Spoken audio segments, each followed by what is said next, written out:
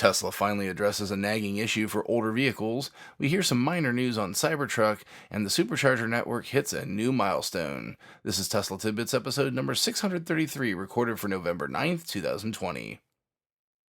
This show is brought to you by my supporter, Brad. Brad wants to encourage all of you to consider joining him as a supporter of Tesla Tidbits on Patreon.com for as little as $1 a month. Let's all join together to keep the Tesla Tidbits coming. We kick this week off with some news for owners of older vehicles like myself. As you will know if you've been following Tesla for some time, the original MCU-1 center screens installed into the earlier Model S and Model X vehicles was found to have a memory issue that would eventually cause the unit to fail prematurely.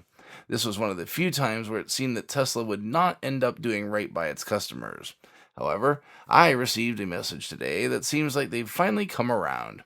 Here's the text of the email with the subject line, Warranty Adjustment Program Touchscreen Component. Quote, our records show that you own or previously owned a Model S/X that was built before March 2018. It may be eligible for Tesla's Warranty Adjustment Program covering malfunction of a memory chip, embedded multimedia card. This malfunction may result in a blank or intermittently blank touchscreen, but will not impact the ability to drive your car. Tesla is providing eligible owners who experience a malfunction at no cost repairs to this part at any Tesla service center for 8 years or 100,000 miles from initial delivery date. If you do not experience a malfunction, there's no need to take action. If you've already paid for repairs that meet the conditions of the program, you may be eligible for reimbursement. Tesla will send reimbursement details and eligibility by February of 2021.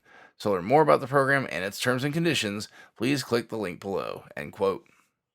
While I leapt for joy at the subject line, I again became depressed when reading the details, as my car had about 125,000 miles on it when the screen failed, so it looks like I won't be in on this one. But for those that are eligible, this is a huge deal. I know my repair cost about $1,700 for a refurbished screen, and I know others had pricier fixes. So congrats to those that are covered. Keep an eye on your email through February for details on your reimbursement.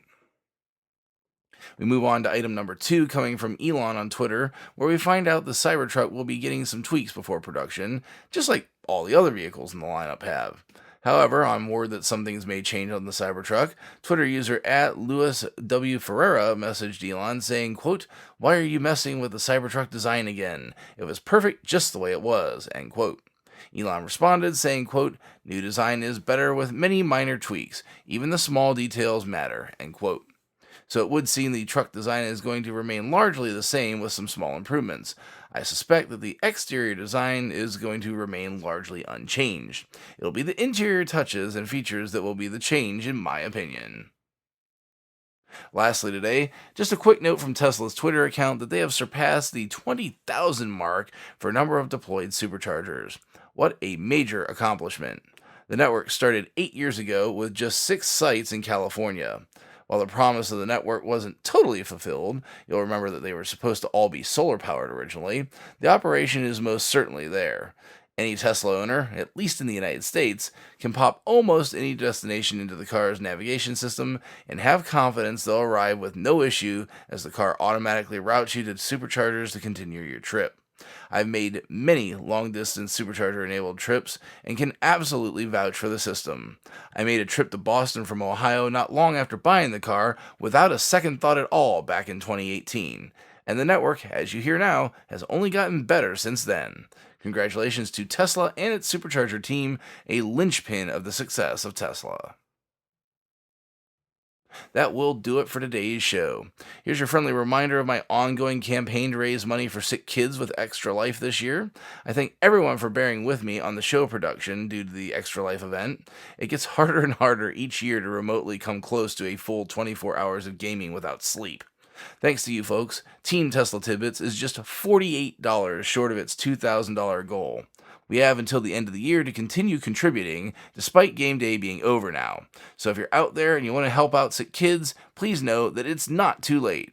If you'd like to contribute, head on over to bit.ly/TT-EL2020 to make your contribution. That's bit.ly/TT-EL2020, where the TT and the EL are all in caps. Thanks to all my patrons supporting the show at patreon.com/Tesla Tidbits, including my newest patron, Jeffrey Costner. And as always, a special shout out to all the super patrons supporting the show at the $10 plus level. They are Ryan Scarborough, Lee Sweet, William Henry Crew III, Dorian Steve Guberman, Ralph and Cheryl Waterhouse, Todd Sullivan, Mitch Long, Zortek LED Canada, Morvan Og, Raymond and Deborah Malkowitz, T Sportline, Vicky Kirk, Ricky Johnston, Nathan Garza, Ed Patterman, and Sunil Joseph. If you have feedback for me, the best way to be heard is to tweet at Tesla Tidbits and use the hashtag AskTeslaTidbits if you'd like your question to be considered for the show. Until next time, keep it charged and hit the road.